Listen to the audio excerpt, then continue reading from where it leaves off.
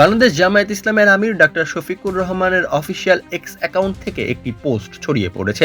যে পোস্টটিতে বাংলাদেশের চাকরিজীবী নারীদের নিয়ে অশালীন মন্তব্য করা হয়েছে। পোস্টটি প্রকাশিত হবার পরপরই সোশ্যাল মিডিয়ায় ভাইরাল হয়ে যায় এবং সেই পোস্টটি দেখে অধিকাংশ মানুষই ক্ষুব্ধে ফেটে পড়েছেন।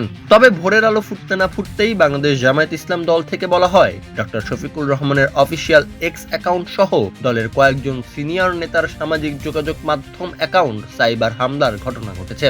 এ বিষয়ে নির্বাচন পরিচালনা কমিটির পক্ষ থেকে সাধারণ ডায়েরি করা হয়েছে বলে জানিয়েছে দলটি। জামায়াতের কেন্দ্রীয় ক্যাম্পেইন টিম জানায়, অত্যন্ত সমন্বিত ও পরিকল্পিত পদ্ধতিতে হামলাকারীরা সাময়িকভাবে আমিরে জামায়াতের এক্স অ্যাকাউন্টটি নিয়ন্ত্রণে নেয়। তবে দ্রুত পদক্ষেপ ও বিদ্যমান নিরাপত্তা ব্যবস্থার মাধ্যমে সাইবার টিম অল্প সময়ের মধ্যেই অ্যাকাউন্টটির নিয়ন্ত্রণ পুনরুদ্ধার করতে সক্ষম হয়। এতে করে দলের অন্যান্য সামাজিক যোগাযোগ মাধ্যমে অ্যাকাউন্ট ও ডিজিটাল প্ল্যাটফর্ম নিরাপত্তা নিশ্চিত করা সম্ভব হয়েছে। তবে এরপরে নেটিজেনদের মনে কৌতূহল জেগে উঠেছে।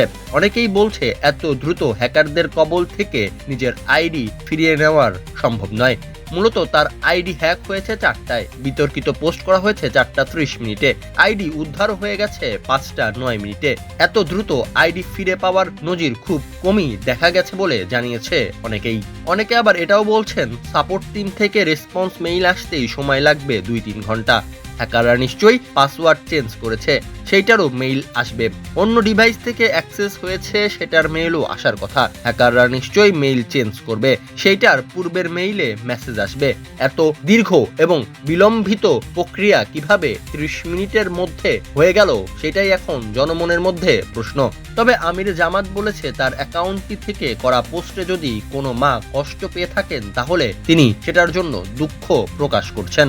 এক বিবৃতিতে বলা হয়, জামায়াত ইসলামীর কেন্দ্রীয় ক্যাম্পেইন টিম স্বচ্ছতা, ডিজিটাল নিরাপত্তা এবং জনসাধারণের সঙ্গে যোগাযোগের বিশ্বাসযোগ্যতা বজায় রাখতে সম্পূর্ণ প্রতিশ্রুতিবদ্ধ। প্রয়োজনে এ বিষয়ে পরবর্তীতে আরও বিস্তারিত তথ্য জানানো হবে। শেষে ভবিষ্যতে এ ধরনের অনৈতিক ও অপরাধমূলক কর্মকাণ্ড থেকে বিরত থাকার জন্য সংশ্লিষ্ট সকলের প্রতি আহ্বান জানানো হয়। তবে জনমনে প্রশ্ন রয়েই গেল, নারীদের নিয়ে অনাকাঙ্ক্ষিত পোস্টটি আমির নিজে করেছিলেন নাকি সাইবার হামলাকারী করল?